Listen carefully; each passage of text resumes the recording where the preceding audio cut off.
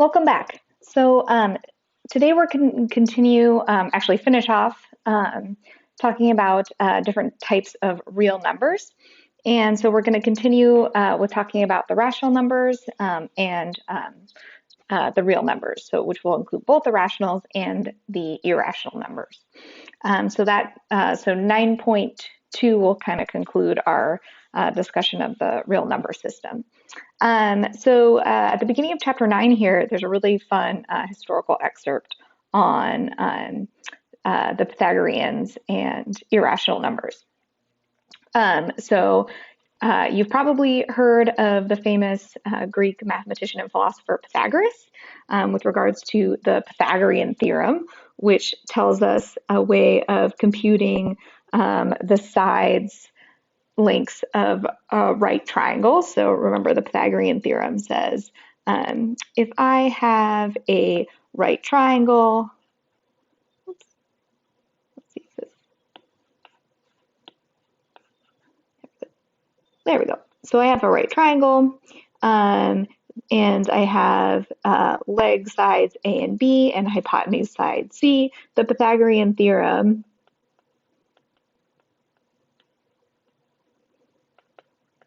says that a squared plus b squared is equal to c squared. And so it gives me this relationship between the sides. So this was derived by Pythagoras, as best we know, originally. And he lived around 500 BCE in Greece. And there was a whole school of philosophers and mathematicians that studied under Pythagoras and kind of as a group. And these schools at the time were kind of, a lot of them were a mix between studying mathematics, studying philosophy, and kind of there was usually a religious component as well. And there was definitely, for the Pythagoreans, there was this religious and kind of mystic component to their group, which makes them really interesting. Much of the work that the Pythagoreans did was with whole numbers, and they believed that all measurements could be done with fractions. So that we've been talking about. So something in the form of A over B. However, when they were using the Pythagorean theorem, if they looked at a particular right triangle, so we have a right triangle here, and we have one side length as length 1 and one side length as length 1 here, if we solve for the side length C here, we get 1 squared plus 1 squared should equal C squared. 1 squared plus 1 squared is equal to c squared, and that tells me c squared is equal to 2. So I have to have c be some length that when I square it, it's equal to 2. The Pythagoreans believed that since they thought all measurements could be done in fractions, that we should be able to express c then as a fraction. And the closest thing they could really nicely get to was like 49 over 25. Or sorry, was like 7 over 5, I'm sorry, because 49 over 25 was really close to 2. But that's not exactly what the square root of 2 is. And what they realized was that, in fact, this cannot be done with the square root of 2. You cannot write the square root of 2 as a fraction. And so this really shattered kind of the entire belief of the Pythagoreans. So they tried to keep it quiet. So they knew about the square root of 2 not being able to express it as a fraction, but they didn't want the word to get out. Hippasus attributed the discovery of numbers that could not be expressed as a fraction. So he's the one that's attributed with this discovery. This discovery caused a scandal among the Pythagoreans, since the theory did not account for such a number. Legend has it that Hippasus, a Pythagorean, was drowned because of his secrets of incommensurables with others outside the society. Because he shared the secret. Legend has it he was drowned over this controversy. This was very, very important to the Pythagoreans. Seems silly now, but it does lead us to kind of understand how interesting and important these numbers are. Let's see. So what else do we say here that's of interest? So according to Aristotle, Pythagoreans gave the first proof that there is no fraction whose square is 2. By 300 BCE, other irrational numbers, so any number that cannot be expressed as a fraction in the form of a over b is what we call an irrational number. So we'll talk about this more in section 9.2. And other examples were known, such as the square root of 3, the square root of 5, the square root of 6, the square root of 8, were all known to be irrational or not expressible as fractions. And by the 1st century, the Hindus began to treat irrationals like any other number, and were able to do arithmetic with the irrational numbers. And finally, in the late 19th century, so in the 1800s, irrational numbers were fully accepted as actual numbers. So this is fairly recent in the grand scheme of things, before we accepted them as numbers. Not only are irrational numbers inexpressible as fractions, they cannot be expressed exactly as decimals. So when we say that, what we mean is that if we try to write a decimal form, that decimal form never repeats and it never terminates. So one example that's well known is the number pi, which we can start to express as a decimal, but we can never exactly express it. So we give approximations, like pi is approximately 3.14. It's like approximately 3.141592654. But this thing never repeats, it never terminates. And that's why we have these fun little competitions where people memorize digits of pi. Maybe you didn't know that. Maybe that's just in nerd circles like mine. But these things do exist because, there's no pattern to them. There's no repetition, and they never terminate. So you could go on reciting digits of pi for the rest of your life and never stop. But let's not do that because that sounds exhausting and really not that fun. So that's a little introduction to the irrational numbers. And we'll come back to these in section 9.2 when we want to discuss the real numbers in detail. But before we do that, we're going to talk about what the rationals are. And so basically the real numbers are divided into these two groups, the rational numbers and the irrational numbers. And section 9.1 is just focusing on the rational numbers. And so what we're doing with the rational numbers, which we often denote with this weird, no, I didn't mean to turn on my eraser. This weird Q is it's like the set of all fractions, but where we can include negative numbers here. So we write them in this form of a over b, but this time a and b can be integers, meaning they could be negative numbers. But of course, we still don't want to divide by 0. So it's bigger than what we were calling a set of fractions. Because we will include negative fractions in here as well.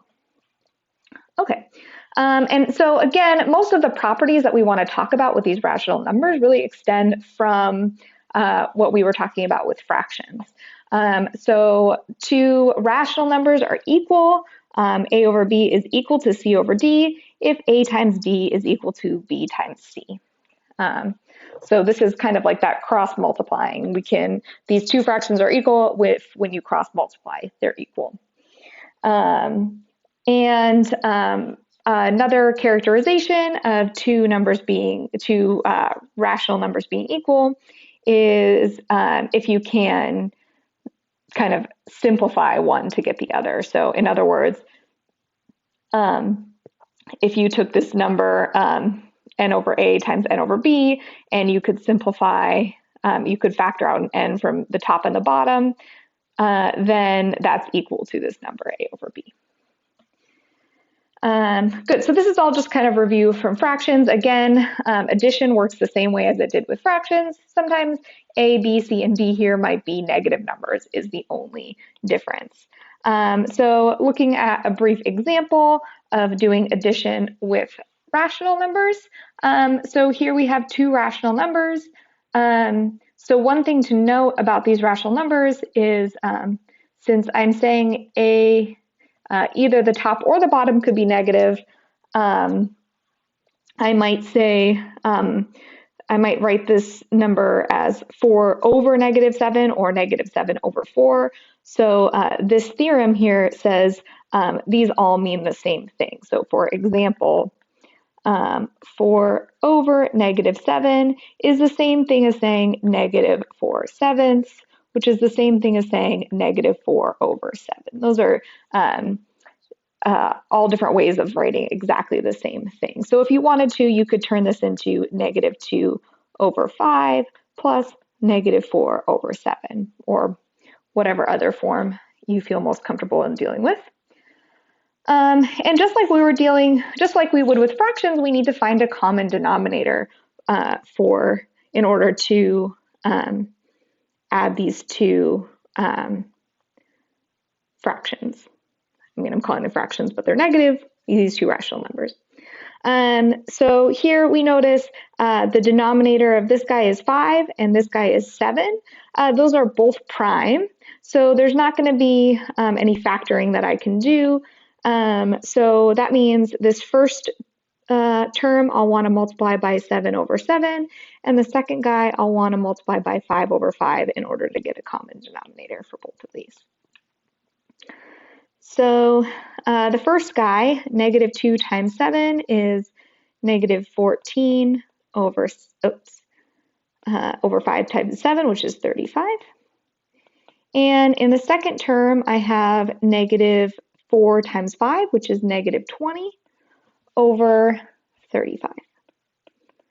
Okay, and just like with the fractions, we have a common denominator now, so we can just add the numerators. Here's we want to be a little bit careful with our signs on things like this. We didn't really have too many sign issues to deal with before, but just be a little careful if you chose to rewrite this -4 over 7 as, instead of being plus -4 over 7, as -4 over 7. Just be a little bit careful about the signs here. But in this form, we have -14 plus -20. That's -34 over 35. Okay, great. Again, we're kind of extending our group of fractions to include negative numbers. So we have a lot of the same properties that we had for fractions. Specifically, the rational numbers, Q, are closed under addition. So if I add two rational numbers, I should get another rational number, right? And this is not surprising since both the integers and the set of fractions were closed under addition. The addition is still commutative in this group. It's still associative in this group. There is still an identity. So my identity here is, under addition, is 0, because 0 plus any fraction is the same thing as that fraction plus 0, which is just the original fraction. Okay, so 0 is what I call my additive identity for the rational numbers, and 0 is in Q because we can think of 0 as 0 over b, right? That's another way to write 0. Okay. And it's also closed under additive inverses, meaning for every rational number, a over b, there's a number that I can add to it to get 0. So for example, if I'm looking at the rational number -1 2/3 here, the number that I'd add to it to get 0 is 1 2/3, positive 1 2/3, right? So the additive inverse is always just what we think of as the opposite of that number. But this is new. We did not have additive inverses in the set of fractions because I was only talking about the positive fractions when I was talking about the set of fractions before.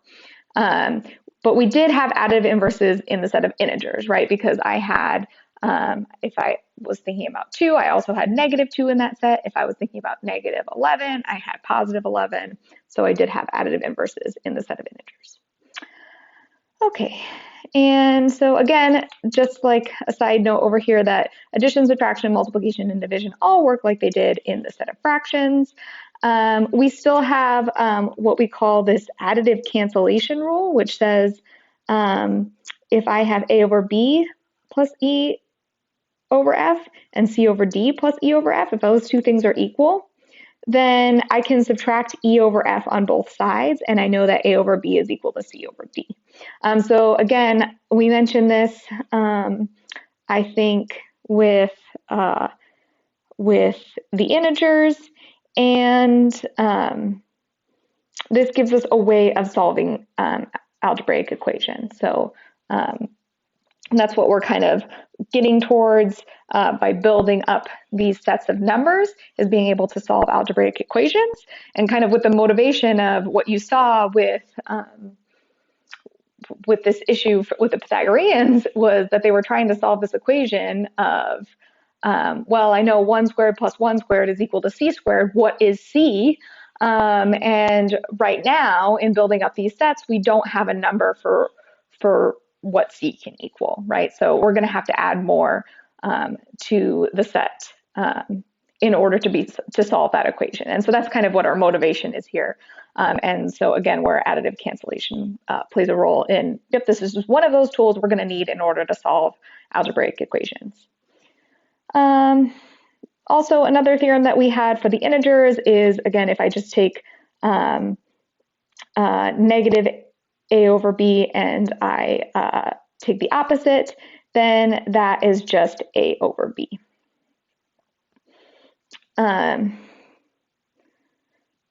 Great. So subtraction can be viewed, again, just as it was every other time we've defined subtraction, even with the whole numbers, can be viewed as adding the opposite. So this is really a over b plus negative c over d. Good. I'll circle back to this question number 14 on the right. Multiplication also works the same as it did with fractions. I just multiply my numerators and multiply my denominators. We are again going to be closed under, the rational numbers are closed under multiplication. So if I multiply two rational numbers, I still get a rational number. I don't pop outside that set. Its multiplication is still commutative and associative. I do still have an identity. It's just a multiplicative identity. It's just 1. So we have two different identities in this set, right? We have an additive identity, which is 0. If I add 0 to anything, I get the original number. We also have a multiplicative identity, which is 1. If I multiply 1 by anything, I get the original number. Okay, so we have that multiplicative identity, and we have multiplicative inverses. So this time our inverses for multiplication look different, right? My inverses for addition, we're just taking the opposite of that number. My inverses for multiplication are going to be reciprocals, right? And for any one of these fractions, its reciprocal will also be in the rational numbers. And last but not least, we still have that distributive property like we have had since we started talking about the whole numbers. And then last operation, of course, is division. So we still have our same definition of division, which we can think of as multiplying. So if I take a over b and I divide by c over d, it's the same thing as multiplying by the reciprocal of the reciprocal. So multiplying by d over c. Okay, so circling back to this question number 14 that I put over here. So there's a homework problem that I think is similar to this thing. So again, they're just reminding us of what we've defined each of these number systems as. So W is the set of whole numbers. F is the set of non-negative fractions, so what we were calling the set of fractions before. I is the set of integers. So remember that is like all of the whole numbers and their opposites.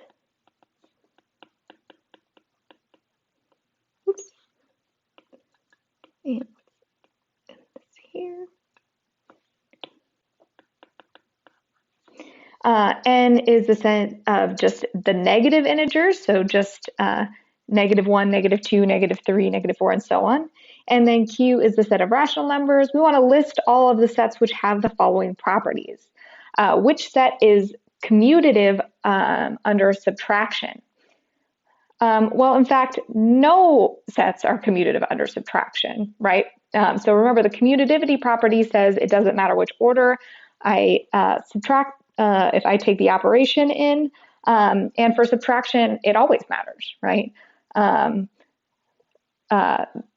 Which order. I'll get a different answer each time. However, for inverses, let's see, the whole numbers do not have the inverses for subtraction because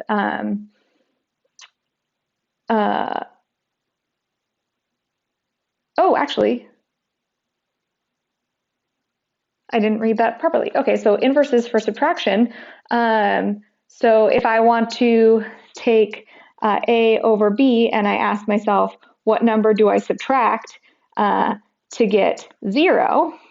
Well, I would just take A over B again. And so the whole numbers do have their own, each number is its own subtractive inverse, right? So I would just subtract A over B. So yeah, the whole numbers do, the set of non-negative fractions do, the set of integers do, because for each one of these numbers, its subtractive inverse is going to just be the same, that number itself. All right, just to finish off this section, a couple other points to bring up. I wanted to talk about this mathematical task 9.1b. We've talked about the 4 operations: addition, subtraction, multiplication, and division. And we've now defined them on the rational numbers. We've discussed several properties: closure, commutativity, associativity, the identity and inverse on individual operations. Some of these properties hold of the operations on rational numbers that didn't hold on the set of whole numbers. Which of these properties, which properties and which operations are they? So we basically answered this question kind of going through, but as we kind of move up to the last few sets of numbers, it's good to kind of keep these properties in mind with respect to the different operations. So make sure you can kind of give a yes or no answer to whether or not each operation satisfies each property on a given set of numbers. So just something to keep in mind going through, and I'm happy to talk about those things in more detail in office hours or on a discussion or something else if you have questions. And then to kind of wrap up 2 small points, there's a nice diagram in this book that kind of helps suss out kind of the direction we've been going. So we started off talking about the whole numbers as, again, it's ambiguous as to whether your whole numbers include 0. And it occurred to me in talking to my husband, probably one author wrote one section or chapter of this textbook and another author wrote a different chapter of this textbook, and they never really agreed whether or not they're including 0. But so that won't be a key point of testing. But we've started off talking about the whole numbers, like 1, 2, 3, 4, and so on. We next moved on to the fractions, which we said were would allow quotients of whole numbers. So A over B, where A and B are whole numbers and B is not 0.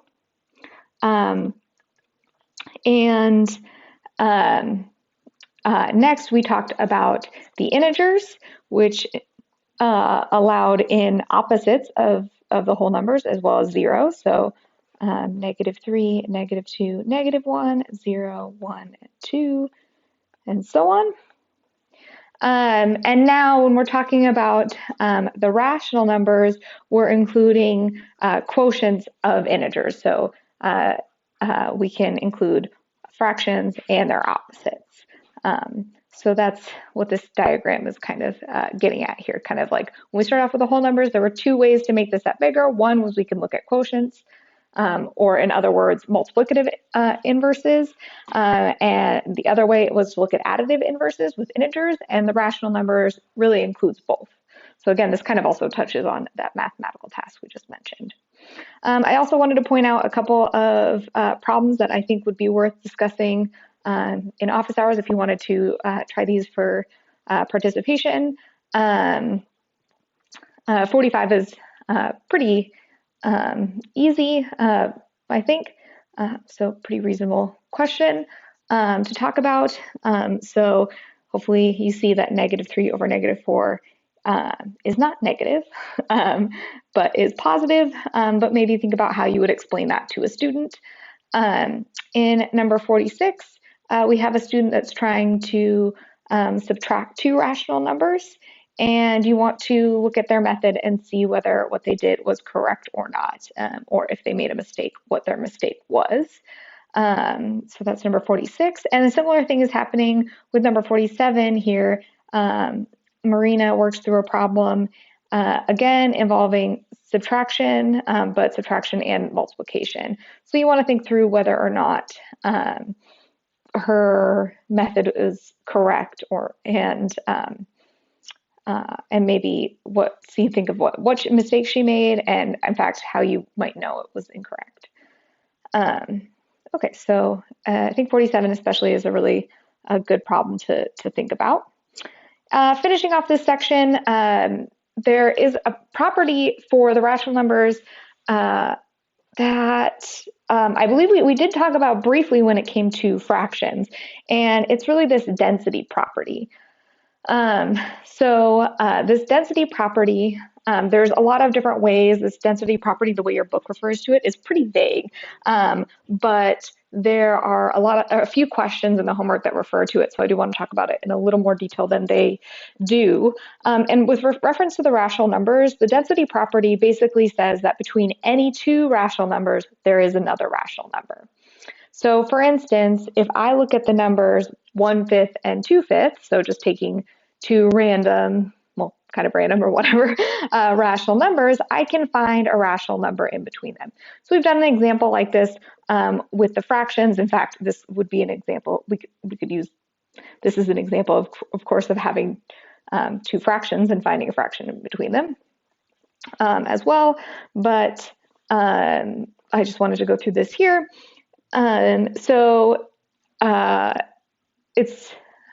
We would use the same method we did when looking at fractions. There are, of course, a few ways we can do this, but maybe the most obvious way is if we look at our number line, we have 1/5 and 2/5 labeled on here. A nice way to do this is that we in fact know, well, there's nice points in between each of these. So that now I have broken up my number line into tenths. Each little dash represents a length of 1/10 here.